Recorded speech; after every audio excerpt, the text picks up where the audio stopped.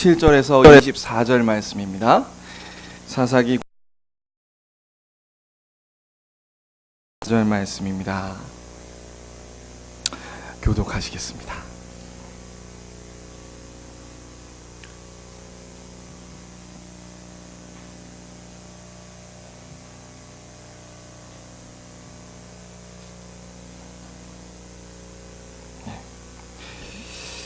제가 먼저 읽겠습니다.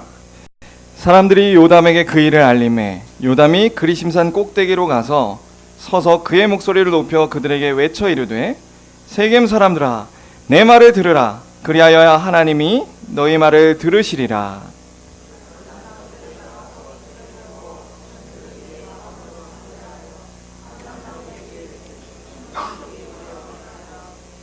감람나무가 그들에게 이르되 내게 있는 나의 기름은 하나님과 사람을 영화롭게 하나니 내가 어찌 그것을 버리고 가서 나무들 위에 우쭐 대리요 한지라.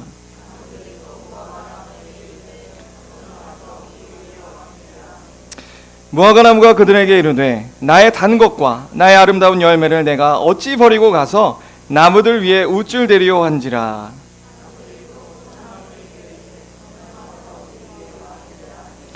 포도나무가 그들에게 이르되 하나님과 사람을 기쁘게 하는 내 포도주를 내가 어찌 버리고 가서 나무들 위에 우쭐 대리요 한지라.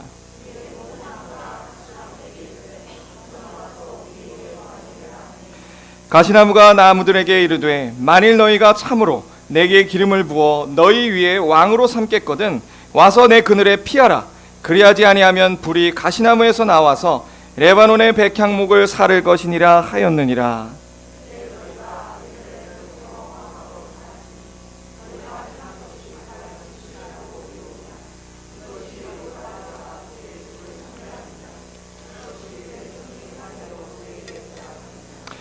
우리 아버지가 전에 죽음을 무릅쓰고 너희를 위하여 싸워 미디안의 손에서 너희를 건져내었거늘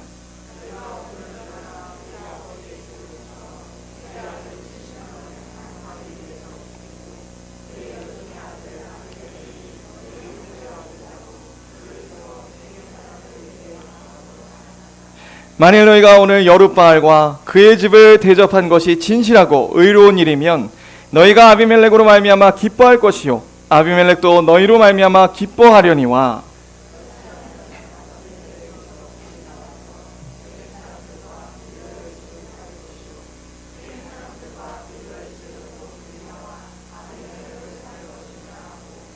요담이 그의 형제 아비멜렉 앞에서 도망하여 피해서 브엘로 가서 거기에 거주하니라.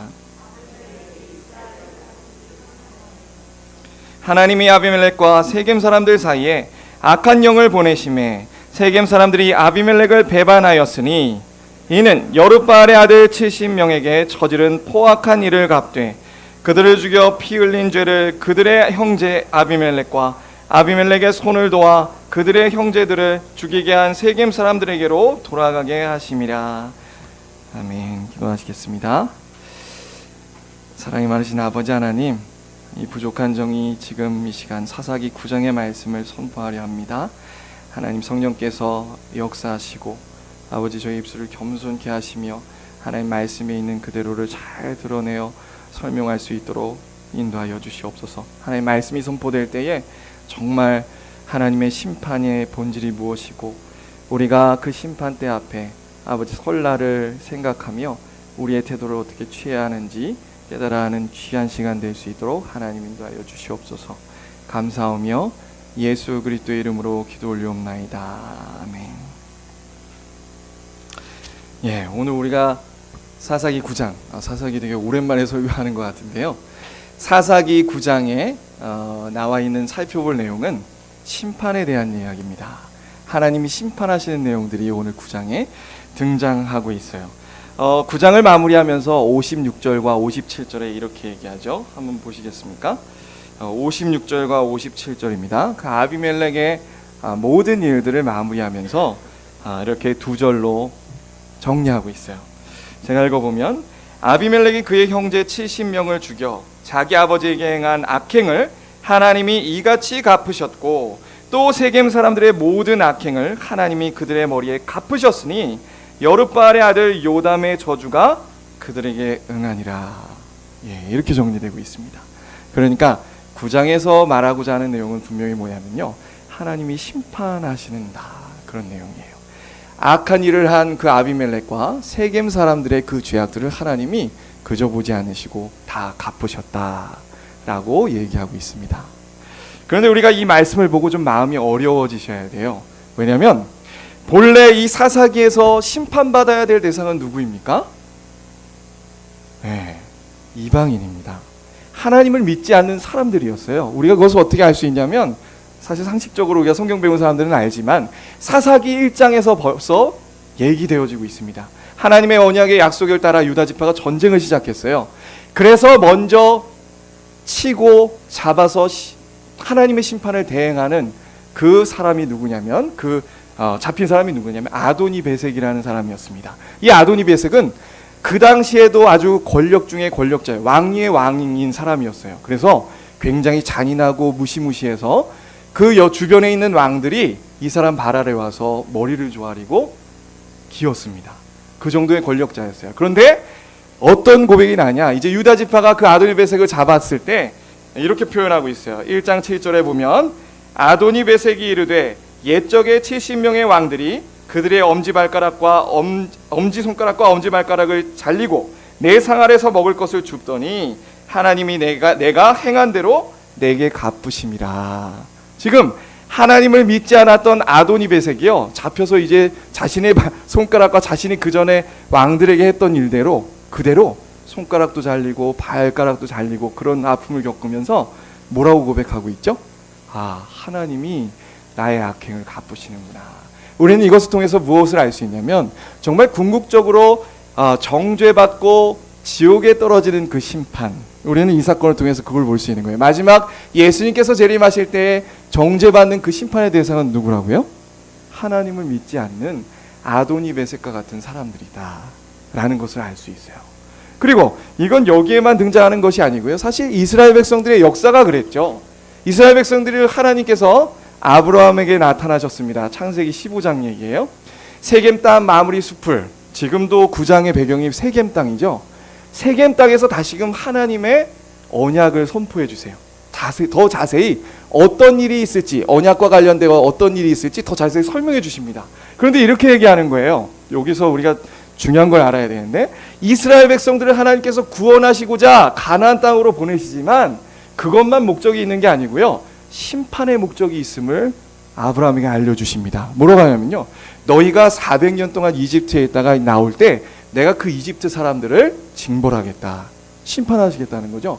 그러고 나서 4대 만에 이 땅 세겜 땅을 얘기해요. 그 가나안 땅입니다. 하나님께서 지금 언약을 다시금 선포하시는 아주 중요한 땅이 되는 거예요. 세겜 땅은 그 땅에 다시 4대 만에 돌아오겠다. 근데 뭐라고 하냐면요, 왜 지금 바로 보내지 않냐면 아직 아모리 족속의 죄악이 차지 않았다라고 표현하세요. 아모리 족속은 가나안 족속을 의미합니다. 가나안 족속들이 그래서 그 아래에 아주 구체적으로 블레셋 누구 다 등장하고 있죠. 그러니까 우리는 이것을 통해서 뭘 알 수 있냐면, 이스라엘이 가나안 땅에 들어가는 그 여정은요, 이스라엘을 하나님이 가나안 땅으로 인도하시는 그 구원을 말할 뿐만 아니라 영적으로도 보셔야죠. 뭘 얘기하냐면 심판을 얘기한다. 실제 겉으로 그 당시에 그 족속들이 하나님을 대적하고 죄악들을 많이 지었죠. 하나님은 이 땅에서도 간헐적으로 당신의 심판을 보여주시기도 합니다. 이런 전쟁이나, 우리가 다 알 수 없습니다만 전쟁이나 이런 것들을 통해서 하나님의 심판이 우리 가운데 이루어지기도 해요. 근데 우리는 그것을 통해서 뭘 보는 겁니까? 이제 마지막 예수님 재림 때의 심판 때에 하나님을 믿지 않고 대적했던 모든 사람들이 그 행한 대로 그 마음의 생각, 악한 의도, 동기, 모든 것들이 심판 때에 다 드러나고 하나님께 심판받아 멸망하게 된다라는 것을 우리가 볼 수 있는 거예요. 자, 보니까 어떠세요? 심판받아야 될 정죄 심판의 대상은 누구입니까? 하나님을 믿지 않았던 백성들이잖아요. 하나님 믿지 않았던 사람들. 그런데 지금 그 세겜 땅에 이상하고 괴상한 일이 벌어지고 있어요. 그 아비멜렉과 세겜 사람들은 누구였죠? 이스라엘 백성들이란 말이에요. 지금 이 9장까지의 앞에 훑어보면요, 하나님이 이들이 죄를 범하면 이방 민족들을 들어서 치긴 하세요. 그런데 이것이 심판이다, 내가 보응했노라, 갚는 것이다 라는 표현이 한 번도 등장하지 않습니다. 징계하시는 거예요. 매를 때리시는 거예요. 근데 지금 9장에서는 어떤 표현이 등장하고 있어요? 내가 아비멜렉과 세겜 사람들이 행한 대로 갚은 것이다 라고 분명히 표현하고 있습니다. 이 언약에 선포된 그 놀라운 땅에 지금 어떤 일이 일어나고 있습니까? 언약의 원리로 살아가지 않은 그 아비멜렉과 세겜 사람들이 하나님 앞에 심판받는 이상한 일들이 발생하고 있어요. 비극을 맞이하고 있는 거죠. 자, 오해하시면 안 됩니다. 제가 오해하실까봐 늘 이런 오해가 발생하긴 하는데, 이 9장은요 우리의 구원 문제를 얘기해주는 장이 아니에요. 그래서 아비멜렉이 구원 받았냐 안 받았냐, 뭐 세겜 사람들이 구원 받았나 안 받았냐, 그런 얘기를 하는 게 아닙니다. 심판의 본질을 얘기하고 있어요. 하나님이 심판하는 것은 어떻게 심판하시는가를 우리가 이 9장을 통해 잘 살펴볼 수 있습니다. 그리고요, 이 말씀이 실제 믿지 않은 사람들에게는 경고, 굉장한 경고요, 무서움으로 다가오지만 우리한테는 무서움으로 다가오는 것이 아니에요. 왜냐하면 우리는 예수 그리스도를 믿음으로 말미암아 이미 정죄 심판에선 벗어났죠. 자, 그러면 이 9장을 대할 때 우리의 구원받은 우리는 어떻게 이 말씀을 바라봐야 될까요? 오늘 그 태도와 자세를 한번 배워보도록 하고자 이 말씀을 준비한 겁니다. 그래서 우리가 이 9장의 말씀을 살펴볼 때요, 세 국면으로 나누어서 살펴보고자 합니다. 어떻게 나눠서 살펴보냐면요, 이제 아비멜렉이 하나님의 원리가 아닌 자신의 아주 권모술수를 동원해서 왕이 되는 과정들이 나와요. 그 과정을 통해서 지금 현재 이스라엘 백성들 안에 만연해 있는 죄악상이 무엇인지, 그런 것을 겉으로 드러난 것을 한번 따져보고자 합니다. 그것을 살펴본 다음엔요, 그 다음에는 어떤 장면이 나오냐면요, 요담이 있어요. 요담이 누구냐면 기드온의 아비멜렉의 기드온의 아들들을 다 죽여버리거든요. 자기 형제들 다 죽입니다. 유일하게 한 명 살아남은 사람이 요담이에요. 그 요담이 그리심산이라는 곳에 올라가서 저주를 선포합니다. 그래서 이 저주의 내용을 통해 우리는 뭘 살펴보냐면, 하나님은 과연 어떤 사람들을 심판하시는가 살펴볼 거예요. 그 심판의 본질이 무엇인가, 이방인들에게도 있고요, 우리 안에도 있다는 것을 발견하게 될 겁니다. 그리고 마지막으로는 그래서 그 심판을 총체적으로 이 역사를 살펴본 후에 우리가 이 심판을 그러면 하나님 앞에 어떤 메시지를 받아들여야 되는가, 이런 흐름으로 오늘 말씀을 한번 살펴보도록 하겠어요. 자, 그러면 이제 왕이 되는 과정부터 한번 살펴보도록 하죠. 자, 9장 1절에 이렇게 시작합니다. 여룻바알의 아들 아비멜렉이라. 아비멜렉을 뭐라고 소개하고 있나요? 그는 여룻바알의 아들이라는 거예요. 기드온의 아들이라고 설명하지 않고 뭐라고 설명하고 있다고요? 여룻바알의 아들이라고 설명하고 있어요. 우리가 여룻바알이 어떤 의미인지는 전에 이미 다 배웠죠? 어떤 의미였죠? 어떻게 이 기드온이 여룻바알이라는 얘기를 들었습니까?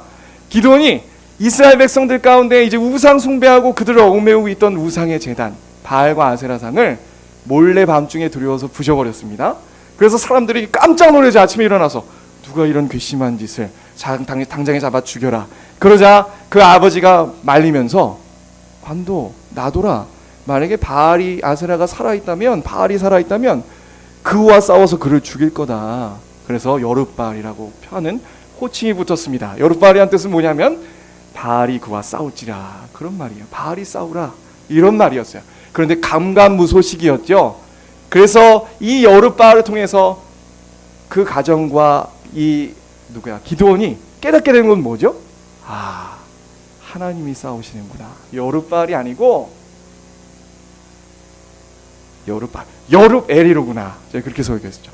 여룹에리구로구나를 알았어요. 그게 무슨 얘기냐면 이제 하나님께서 싸움을 시작하시는구나를 알았다는 거예요. 무슨 싸움?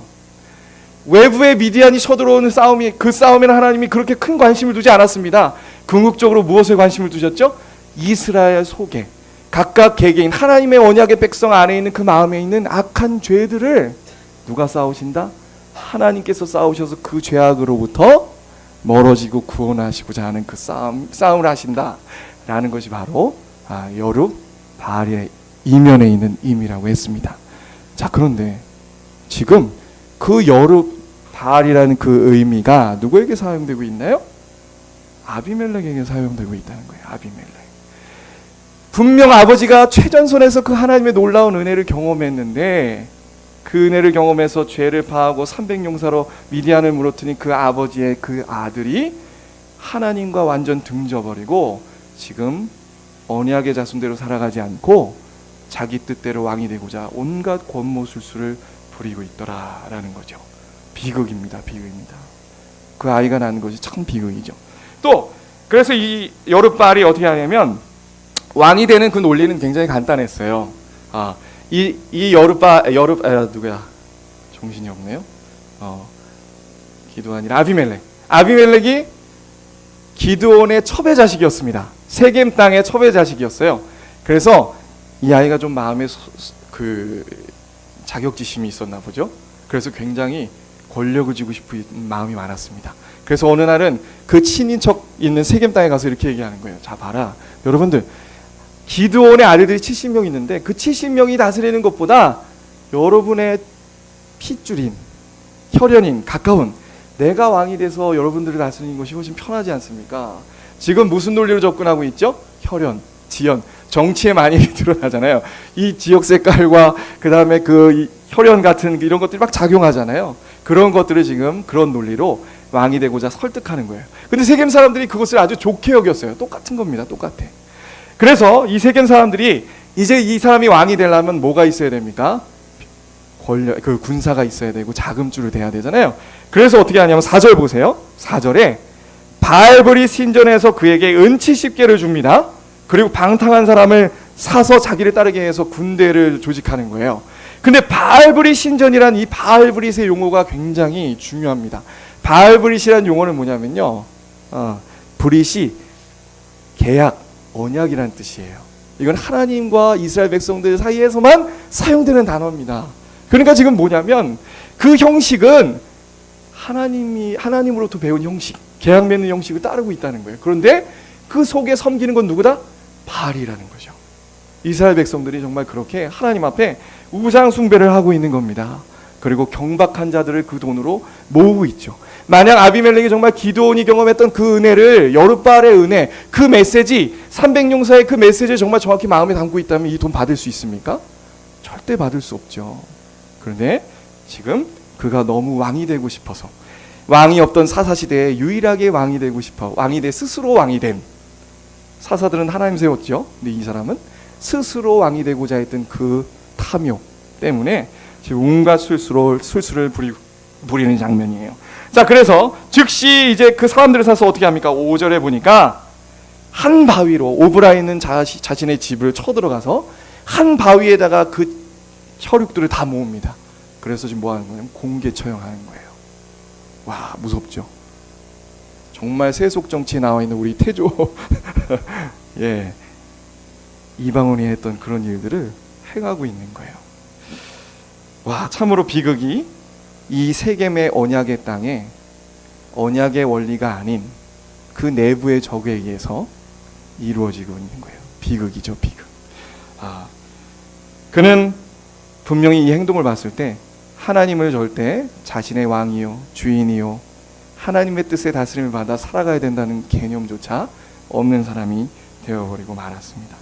이렇듯 그 하나님의 축복의 땅에 너무나도 죄악된 모습들이 드러나고 있는 거예요. 이것은 하나의 저주였어요. 그 아비멜렉만 이상한 게 아니라 세겜 사람들도 하나님의 원리를 저버렸죠. 기드온이 앞에서 뭐라고 했습니까? 왕이 되겠다고, 왕이 되어주세요 찾아왔던 이스라엘 백성들에게 얘기했잖아요. 나와 우리 가문이 여러분을 다스리는 게 아니라 하나님께서 여러분을 다스리는 것이 맞다. 그런데 지금 그 원리를 잊어버린 채 진정한 왕이신 하나님을 버리고 아비멜렉도 세겜 사람들도 자신의 탐욕을 투영하여 정말 자신의 소원을 이루어줄 그 권력, 이상한 사람을 왕으로 세우는 거예요. 그 자체가 저주가 되는 겁니다. 이제 비극적인 역사가 진행되는 거죠. 그래서 상수리 나무 앞에서 왕을 세웠다는 말을 요담이 들어요. 요담이 하나님의 은혜로 살아났습니다. 그리심산에 올라가서 선포하는 내용인데요. 아주 재밌는 나무들의 우화가 등장해요. 이제 나무들이 왕을 세우는 장면인데, 이 사람들이 이제 세겜 사람들이요 아비멜렉을 빗대서 얘기하는 거죠. 그런데 그 앞에 새 나무가 등장합니다. 이제 나무들이 모여서 회의를 해요. 하루는 야, 우리에게 왕이 있어야 되지 않겠냐. 그래서 왕이 될 만한 제목들을 찾아다닙니다. 그래서 이제 제목으로 거론된 사람이 첫 번째로 감람나무였어요. 감람나무는 하나님의 그 제사장에 거룩한 기름 붓고 거룩한 기름으로 쓰이는 기름이죠. 그 다음에 무화과 나무가 있었고 포도나무가 있어요. 다 무화과 나무와 포도즙 내는 아주 훌륭한 나무들이었습니다. 누가 봐도 왕이 될 만한 제목이 되는 그 나무들이었어요. 근데 처음에 감람나무부터 찾아가기 시작했는데 다 거절하는 거예요. 근데 그 거절하는 이유가 뭔가 봤더니 우리 구절 한번 봐보세요. 구절 같이 한번 읽어볼까요? 이거 되게 중요합니다. 같이 읽겠습니다. 시작. 감람나무가 그들에게 이르되 내게 있는 나의 기름은 하나님과 사람을 영화롭게 하나니 내가 어찌 그것을 버리고 가서 나무들 위에 우쭐대리요 한지라. 거절하는 이유가 뭡니까? 나는 이미 하나님께 은혜를 받아서 내가 거룩한 기름을 내고 사람과 하나님을 영화롭게 하며 너무 잘 살고 있다. 나는 만족하고 있다. 근데 내가 어찌 감히 하나님과 사람 앞에 나를 높여서 우쭐대겠는가? 새 나무가 공통적으로 다 이렇게 얘기했어요. 그런데 이제 새 나무가 거절하자 이제 점점 제목이 없잖아요. 그런데도 이 사람들은 왕을 막 찾고 싶은 거예요. 그럼 이 얘기를 듣고 왕이 세운 게 아닌가? 우리도 저렇게 살아야 되는가 생각해야 되는데 그게 아니라 끝내는 찾아가는 게 누구예요? 가시나무입니다. 이게 아비멜렉이에요. 근데 가시나무에게 가서 이렇게 얘기합니다. 우리 14절에 보니까 모든 나무가 가시나무에게 이르되 너는 와서 우리 외 왕이 되라 하매 가시나무가 이렇게 얘기합니다. 나무들에게 만일 너희가 참으로 내게 기름을 부어 너희 위에 왕으로 삼겠거든 와서 뭐라고 합니까? 내 그늘에 피하라. 진짜 웃기죠. 가시나무의 그늘이 어디 있습니까? 지 분수를 모르는 아주 교만한 작자죠. 네, 그냥 탐욕에만 눈이 멀어서 자신이 제목이 아닌 걸 몰라요. 와서 피하라. 한술 더 떠서 이렇게 얘기하면 그리하지 아니하면 불이 가시나무에서 나와서 레바논의 백향목을 사를 것이다. 야, 어떻게 이런 나쁜 소리네. 나를 왕으로 삼는 것도 좋은데 내 권력의 그늘 아래 와서 다 아부해라 이 얘기죠. 그렇지 않으면 다 잘라버리겠다. 이런 거예요. 와, 참 못됐죠? 이렇게 선포하고 있는 것이 그리심산에서 누굴 향한 것이었습니까? 세겜 사람들을 향한 것이었어요. 생각해봐라.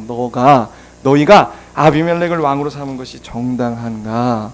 이렇게 얘기하고 있는 거예요. 그 평가가 이제 그 우화를 종합하면서 16절에 이렇게 얘기하죠. 우리 16절부터 18절까지 읽어야 되겠군요. 오케이, 제가 읽어보겠습니다. 이제 너희가 아비멜렉을 세워 왕으로 삼았으니 너희가 행한 것이 과연 진실하고 의로우냐? 지금 읽는 것들을 잘 한번 눈여겨보십시오. 이 말에서 뭐라고 하는지. 너희가 행한 것이 과연 진실하고 의로우냐? 이것이 여룻바알과 그의 집을 선대함이냐? 이것이 그의 손이 행한 대로 그에게 보답함이냐? 우리 아버지가 전에 죽음을 무릅쓰고 너희를 위하여 싸워 미디안의 손에서 너희를 건져냈거늘 너희가 오늘 일어나 우리 아버지의 집을 쳐서 그의 아들 70명을 한 바위 위에 죽이고 그의 여종의 아들 아비멜렉이 너희 형제가 된다고 그를 세워 세겜 사람들 위에 왕으로 삼았도다. 자, 16절에 세겜 사람들에게 무엇을 얘기하는 것 같으세요? 너희가 행한 것이 과연 진실하고 의로우냐? 왜 세겜 사람들이 진실하고 의롭지 않죠? 한 가지였어요. 뭡니까? 은혜를 저버렸다는 거예요. 뭐라고요? 너희가 은혜를 저버렸다. 여기서 우리는 잘 알아야 됩니다. 지금 얘기하는 게 단지 기드온과 자신의 가문만의 은혜를 저버렸다고 얘기하는 게 아니에요. 우리 8장 34절 35절 보면요, 이렇게 얘기합니다. 이스라엘 자손이 주위의 모든 원수들의 손에서 자기들을 건져내신 누구요? 여호와 자기들의 하나님을 기억하지 아니하며. 뭘 기억하지 않은 거예요? 은혜를 기억하지 아니하며. 그 다음에 이렇게 나와요. 또 여룻바알이라 하는 기드온이 이스라엘에 베푼 모든 은혜를 따라 그의 집을 후대하지도 아니하였다. 그러니까 이게 뭐라고 하는 겁니까? 곧 기드온에게 세겜 사람들에게 대했던 그 아주 나쁜 짓이 누구에 대하여 행한 거다? 하나님의 은혜를 저버린 거다 얘기하는 거예요. 궁극적으로 그들이 행한 모든 범죄는요, 누굴 향하고 있었습니까? 하나님을 향하고 있었어요. 근데 그 핵심이 뭐예요? 은혜를 저버렸다. 심판의 본질은 그겁니다. 누가 심판받습니까? 마지막에 결국 심판받는 거는요, 잘 생각하셔야 돼요. 그저 이 사람들이 막 살인을 저질렀고 온갖 권모술수를 베풀었고 그래서만이 아니에요. 그게 본질이 아니에요. 본질은 뭐라고요? 하나님의 끊임없는 은혜를 저버렸다. 정말 이스라엘 백성들에게는 끊임없이 하나님께서 은혜를 베풀어 주셨죠. 우리가 사사기를 시작할 때 분명한 순환 패턴을 배웠습니다. 기억하시나요? 사사기에서 이제 어떤 역사가 이루어진다고 했습니까? 이스라엘 백성들이 하나님의 언약을 저버려요. 깨요. 그러고 나서 우상 숭배합니다. 그럼 하나님이 화가 나시죠. 그 사람들이 우상 숭배하는 그 죄악들이 어느 정도 차이까지 가만히 계시다가 이방 민족들, 그러니까 가나안, 자신들이 쫓아내지 않은 가나안 족속들을 크게 하셔가지고 치시고 압제하시는 거예요. 징계하시잖아요. 그래서 압제가 너무 힘들어서 이 사람들이 마음이 가난해져 부르짖어요. 근데 회개는 아니라고 했습니다. 하나님 앞에 꺼이 너무 고통스럽습니다. 살려주세요. 그럼 하나님이 누굴 보내주셨습니까? 사사를 보내주셨다고요. 사사. 누구부터였습니까? 온니엘, 에훗, 삼갈, 드보라, 기드온에 이르기까지 하나님께서 얼마나 많은 시간 동안 때마다 사사를 보내주셔서 하나님 은혜로 베푸시는 언약에 신실하신 하나님께서 그들을 이방인들과 심판하지 않으시고 계속 사사들을 보내셔서 메시지를 주셨다고요. 무슨 메시지입니까? 더 이상 은혜를 저버리지 말고 나에게 돌아와라. 그런데도 이스라엘 백성들은요, 그 해당 사사가 죽으면 어떻게 됐습니까? 그 이전보다 더욱더 악한 우상 숭배로 점점 나락으로 떨어졌어요. 그래서 지금 이 지경까지 이르는 겁니다. 어디 사사시대뿐이겠습니까? 하나님께서 이스라엘 백성들을 출애굽한 이후부터 끊임없이 하나님은 은혜를 베푸셨어요. 그런데 여러분 잘 아시죠? 광야 생활했던 그 절반이 이들의 조상이 역시 어떤 모습이었습니까? 광야 생활하는 그 절반의 모든 내용이 하나님을 배반하고 하나님을 저버렸던, 은혜를 저버렸던 죄악의 역사였어요. 절반이 다 그래요. 목이 곧은 백성이었죠. 아주 교만방자한 백성들이었습니다. 그런데 우리가 이 우화에 한 번 더 주목할 필요가 있어요. 오늘의 핵심은 이 부분으로 또 무게중심이 움직여 가는데, 어떻게 우리가 하나님의 은혜를 저버리는 길을 걷게 되는가? 여기에 오늘 메시지가 귀한 부분이 있습니다. 뭐냐면 점점 이 사람들이 여기 감람나무요 포도나무요 다 하는 얘기 가만히 보세요. 이 사람들은 왜 하나님 앞에 범죄하고 은혜를 저버리지 않고 감사하는가 생각해 보잔 말입니다. 이미 그는요, 하나님으로부터 은혜를 받아 지금 어떤 사람이에요? 하나님과 사람을 영화롭게 하는 사람이에요. 그리고 뒤에 뭐라고 하고 있어요? 하나님 앞에 우쭐대지 않는다. 뭘 얘기하고 있을까요? 하나님 앞에 은혜를 받은 사람은요, 진정한 반응으로 나와지는 게 뭐여야 돼요? 내가 이렇게 자격 없고, 내가 이렇게 선한 것이 하나도 없고 죄악이 많은 인생인데 하나님께서 나에게 이런 수로보니게야 신약에 나와 있는 그 표현을 빌리자면 개 같은 나에게 은혜를 베푸셨구나. 그래서 나는 하나님과 사람 앞에서 우쭐댈 수 없다는 거예요. 근데 이 메시지가 여기만 나온 게 아니잖아요. 기드온의 306사 때 나왔습니다. 하나님이 왜 32,000명에서 사람들을 300명까지 줄이셨죠? 분명히 얘기하고 있습니다. 저들이 수가 많으면 스스로 자랑하여 우리 힘으로 우리를 구원했다 라고 할까? 내가 300명으로 줄인다. 우리 마음 가는 데는요, 그런 죄성이 있어요. 죄성. 분명히 지금 뭐라고 하고 있냐면 또 8장의 33절부터 순서를 보세요. 순서. 어떻게 은혜를 저버리고 어떻게 하나님의 기억을 잊어버렸는가? 33절에 보니까 기드온이 이미 죽음에 이스라엘 자손이 돌아서서 바알들을 따라가 음행하였으며 또 바알브릿을 자기들의 신으로 삼았다. 그러고 난 다음에 등장하는 게 하나님의 은혜를 잊어버렸다라는 거예요. 여기서 무엇을 알 수 있어요? 우리는요, 아담과 하와의 범죄 이후로 지금도 죄의 질병에 시달려서 죄의 지배를 받고 살아가고 있습니다. 구원받은 사람 안에서도요, 그 죄성이 너무 강해요. 그 옛날에 예선인들의 책들을 보면 어거스틴도 그렇고 이레네우스 전부 다 하는 얘기가, 구원받은 사람들에게도 이 죄성이 얼마나 강한지 순간순간 정신 차리지 않으면 다 죄에 넘어간다는 거예요. 그러면 그 작용이 어떤 결과를 낳습니까? 하나님의 은혜를 저버리는 거예요. 하나님의 은혜를 마음으로부터 소홀히 여기고 기억하지 않고 점점 더 멀어지는 거예요.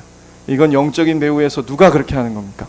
사단 마귀가 온갖 환경과 사람들을 사용해서 우리를 자꾸만 하나님의 은혜로부터 벗어나게 만드는 거죠. 세상 사람들은요, 그냥 이 곤충 권세 잡은 자 사단 마귀에 의해 놀아나면서 죽어가는 겁니다. 하나님의 은혜고 뭐고 아무것도 깨닫지 못한 채 나중에 그렇게 보응을 받고 심판받아 죽어지는 거죠. 심판대 앞에서만이 후회하고 땅을 치며 이를 간다고 했잖아요. 그런데 그러한 불신자들에게 나타나야 되는 일들이 지금 누구에게 나타나고 있습니까? 하나님의 언약의 백성인 이스라엘에게도 나타나고 있더라. 이건 우리에게 주는 분명한 경고의 메시지입니다. 우리는 이것을 어떻게 받아들여야 될까요? 우리에게는요, 정죄받는 심판을 받지 않을 거예요. 우리는 어떤 심판을 받습니까? 우리는요, 상급 심판을 받아요. 우리 고린도전서 한번 3장 가보실까요? 고린도전서 3장입니다. 근데 그 말씀을 보고요, 우리가 정죄하는 심판을 두려워하는 것처럼 벌벌 떨 이유는 없지만 긴장해야 돼요. 촉각을 곤두세워야 됩니다. 어떤 표현이 등장하고 있나 한번 보겠습니다. 우리 고린도전서 3장이에요. 그 공력에 대한 얘기가 3장에 등장하고 있어요. 3장에 10절입니다. 10절에 보니까 이렇게 시작합니다.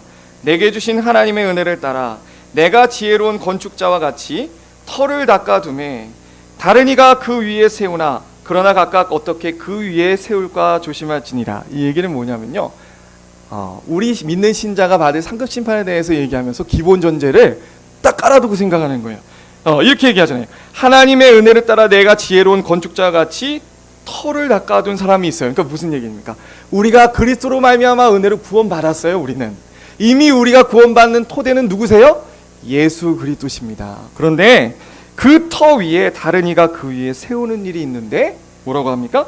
그러나 각각 어떻게 그 위에 세울까 조심할지니라.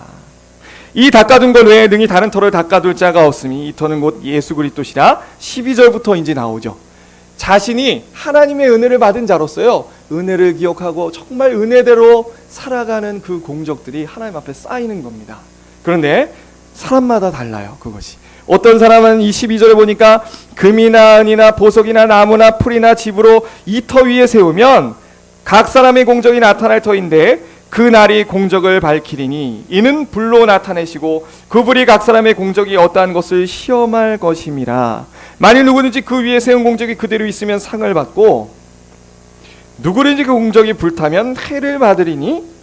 자, 뒷부분 같이 읽어보겠습니다. 시작. 그러나 자신은 구원을 받되 불 가운데서 받은 것 같으리라. 아멘. 자, 예수 그리스도를 믿고 은혜를 받았으면요, 그 사람 구원 받는 겁니다. 아멘. 정죄 심판을 두려워할 필요 없어요. 그런데 이 표현이 참 생각을 하게 만들죠. 그러나 공적이 불타면 해를 받으리니 그러나 자신은 구원을 받되 뭐라고요? 불 가운데서 받은 것 같다. 이런 게, 이 구원은 어떤 구원을 얘기하는 걸까요? 제가 아비멜렉이라고 얘기하지 않겠습니다. 그 사람 구원 받았는지 난 안 받았는지 저는 모르겠어요. 그런데 우리가 이해할 수 있는 사람을 토대로 얘기하겠어요. 롯과 같은 사람. 롯은 말년이 좋지 않은 사람입니다. 롯은 하나님의 뜻대로 그렇게 잘 산 사람이 아니에요. 또 누가 있습니까? 우리가 사사기의 대표적인 인물 삼손이에요. 16장에 가면 살펴보겠습니다. 삼손은 하나님의 뜻대로 산 사람이 아니에요. 그럼에도 불구하고 히브리서에 등장하고 있죠. 믿음의 위인으로. 아마도 제가 정확히 확신할 수는 없습니다만 제가 이해를 쉽게 하기 위해서 드는 겁니다. 아마도 삼손이, 아니면 미안한데 가서 미안하다고 사과해야 되겠죠. 아마 삼손 같은 사람이 이렇게 구원을 받되 불 가운데서 받은 것 같은 거예요. 왜 이렇게 받게 될까요? 왜냐하면 지금 우리가 심판받는 건 어떻게 심판받는 거냐면요, 심판받을 때는요, 우리의 믿음으로 말미암아 심판받기도 하지만 믿음의 행함으로 심판받게 돼요. 마태복음 25장에 보면 어떤 얘기가 나오죠? 하나님이 이미 심판 때에 구원받을 양과 염소를 구분해 놨어요. 그러고 나서 선포하시는 거예요. 선포하는데 뭐라고 하냐면 한 영혼이 나왔습니다. 구원받은 한 영혼이 나왔어요. 그러자 뭐라고 하냐면, 너는 내가 굶주릴 때 나를 먹였고, 내가 헐벗었을 때 나를 옷 입혀줬고, 그리고 나를 영접해줬다. 그러니까 깜짝 놀라는 거예요. 주여, 내가 언제 그랬습니까? 만약에 자신의 공로와 정말 내가 뭔가 된 사람이라고 착각하는 사람은 어떻게 하겠어요? 당연하죠. 내가 받을 것이 당연하죠. 내가 그렇게 행했으니까. 근데 진짜 구원받은 사람은요, 하나님 앞에 내세울 게 없는 거예요. 왜요? 이 모든 것이 하나님의 은혜로 이루어진 것을 알기 때문에. 하나님이 받아주시는, 하나님이 인정해 주시고 나중에 하나님께서 칭찬하시는 그 선행은 뭐냐면요, 하나님의 은혜로 말미암아 우리가 정말 내가 얼마나 정말 죄인이고 하나님 앞에 선한 것이 없는 사람임에도 불구하고 내 마음에 내 미워하는 사람을 사랑하는 마음이 생겼어. 그래서 내가 저 사람을 용서한 것이 내가 이만큼 내가 용서하는 사람이야, 그게 아니고, 어떻게 내가 하나님 정말 이런 나쁜 사람인데 저 사람을 너무 믿고 용서할 수 없었는데 하나님 어떻게 제가 저 사람을 용서할 수 있었겠습니까? 이런 마음, 이런 은혜, 하나님의 은혜로 말미암아 하나님의 선행을 하는 사람들, 하나님 인정하는 선행은 다 그런 선행입니다. 그런데 섞여 있어요. 우리 안에는 뭐가 섞여 있죠? 내 죄성으로 말미암은 막 일들이 있단 말이에요. 막 봉사를 해놓고도 우리는 자꾸 마음에 누군가 알아주길 원하잖아요. 이게 외식 아닙니까? 그 외식이 나타난 이유는, 신앙생활의 전반과 우리의 삶에 외식이 나타난 이유는 뭐죠? 우리의 죄성 때문에 그래요. 자꾸만 나를 높이고 나를 이기적으로 사랑하고 내 중심, 나에게만 집중하고 나 하나님을 높여야 될 자가 나를 높이고 우쭐대려는 그 마음이 살아가면서 신앙생활 전반에 있습니다. 그런 것들 때문에 깎이는 거예요. 너무 우리 관점에서 악하지 않은 걸 얘기했나요?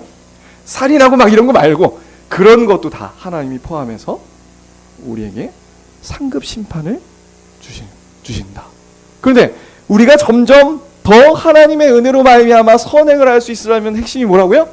은혜를 더욱 기억하고 은혜를 붙들고, 그 은혜로 말미암아 하나님, 내가 정말 전혀 하나님 앞에 내세울 것이 없고 자랑할 것이 없는 죄인입니다 라고 고백되어지는 사람이 하나님 앞에 큰 상급을 받게 되는 거예요. 이게 바로 심판의 본질입니다.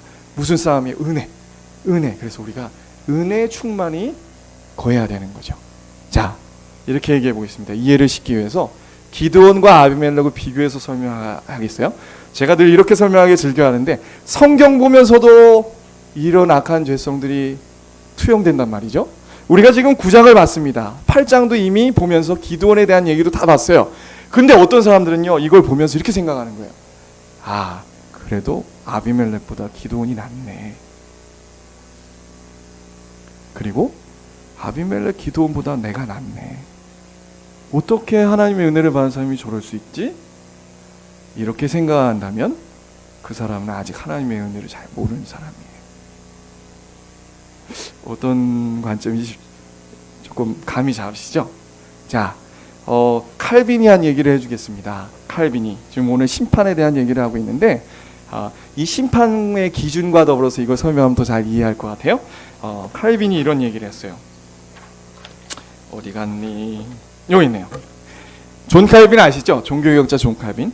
존 칼빈은 그에 져서 기독교 강요의 제3권 값없는, 제목을 잘 들어보십시오. 예전에 읽었었는데 다시 새롭게 어제 봐서 이거 좀 수정한 거예요. 설교를 봤는데 이렇게 제목이 나와 있어요. 값없는 칭의 교리를 확실히 납득하기 위해서는 마음을 우러러 하나님의 심판대를 바라보아야 함이라는 챕터가 있습니다. 기독교 강요의 제3권에 나와 있는 내용이에요. 그런데 거기서 이제 뭐라고 하냐면, 심판을 묵상하는 이유를 얘기하면서 기준에 대한 이야기를 하면서 이렇게 얘기합니다. 우리 자신을 올바로 살필 수 있으려면 우리의 양심이 반드시 하나님의 심판대 앞에 불려가야 한다. 거기서는 완전히 벌거벗은 상태로 은밀하게 숨어있는 우리의 부패한 곳들을 백일하에 드러내 놓을 수밖에 없기 때문이다. 그렇게 하지 않으면 그런 것들은 너무나 깊이 숨어 있어서 드러나지를 않는 것이다. 그렇게 할 때에 비로소 다음의 말씀들의 가치를 분명히 알게 될 것이다. 그러면서 말씀 욥기서 25장 4, 6절을 얘기합니다. 욥기서 25장 4, 6절이요. 하나님 앞에서 사람이 어찌 의롭다 하며 여자에게서 난 자가 어찌 깨끗하다 하랴. 하물며 구더기 같은 사람, 벌레 같은 인생이랴. 지금 이 얘기는 무슨 얘기냐면요, 우리가 하나님의 심판도 묵상해야 된다는 거예요. 심판에서 작용하는 기준과 수준은 뭘까요? 우리가 쉽게 생각하면 율법이라 할 수 있습니다. 그런데 그 이상이죠. 하나님 앞에 율법을, 자신의 성품을 투영해서 율법을 우리에게 알려주신 그분이 직접 심판하시니까 율법 수준만 하겠습니까? 그냥 그 앞에 서면 모든 것이 다 드러나는 거예요. 모든 것이. 근데 그 과정들이 아까 공력 그 얘기와 더불어서 말씀들을 묵상하면서 심판들을 생각해 보라는 거예요. 그러면 어떤 현상이 발생하냐면 다시 기드온과 아비멜렉으로 들어갑니다. 여러분, 기드온은 제가 볼 때 바리새인과 같은 성향이 있었습니다. 무슨 얘기죠? 우리가 볼 때 기드온이 300용사를 이끌고 놀라운 하나님의 미디안의 백성들을 쳐부셨어요. 대단하잖아요. 그리고 그 이전에 여룻바알 사건을 통해 그 가정에 있었던, 그 가정이 종교 그 신앙의 중심지였던 것 같은데, 우상숭배, 그 바알과 아세라 재산을 다 파괴했단 말입니다. 그럼 겉으로 볼 때는, 우리가 볼 때 야, 진짜 대단한 신앙이다, 나도 저렇게 할 수 있었으면 생각하기 쉽죠. 그런데 그 뒤에 나타나는 기드온의 모습은 어땠죠? 꼭 바리새인 같았어요. 외식하고 있습니다. 대승을 거두고 나서 이스라엘 백성들이 찾아와 왕이 되주십시오 얘기해요. 입술로는요, 아니야, 나와 우리 가문이 너희를 절대 다스리지 않을 거야. 왜? 하나님이 다스리셔야 돼. 하나님만이 우리의 진정한 왕이야. 알고 있었어요. 사사기의 주제입니다. 아주 입술로는 멋들어지게 잘 얘기했죠. 그러나 속은 어땠습니까? 속은 그 뒤에 내용은 다 왕처럼 행세했어요. 이게 위선이고 외식 아닙니까? 바리새인 같은 거예요. 세상 사람들은 얘기하겠죠. 아니야, 그래도 70명 살인하지 않았고 권무술수 다 부리지 않았고 낫지. 아니요, 하나님이 보시기에는 50부 100부입니다. 하나님의 수준 앞엔 50부 100부예요. 하나님께서는요, 이 율법의 기준이 여기도 잘 생각해 보면 발견할 수 있어요. 아비멜렉과 세겜 사람들이 모여서 기드온의 그 자녀들을 다 한바위에서 죽여버렸죠. 그런데 한 사람 요담이 살았단 말입니다. 그럼 그 한 사람의 살인의 핏값은 그들에게 안 물어야 되죠? 아니죠. 하나님은 이미 그 동기로부터 살인했노라 얘기하십니다. 기드온과 아비멜렉은요, 똑같은 죄인이었어요. 하나님의 기준에서 봤을 때, 정말 심판대에 섰을 때, 상급 심판을 할 때, 혹은 아비멜렉은 정죄 심판 말할 수도 있겠죠. 자신의 마음에 있는 동기와 모든 위선과 외식이 자신이 알게 모르게 저지른 모든 죄악들이 낱낱이 하나님 앞에 드러나게 되는 거예요.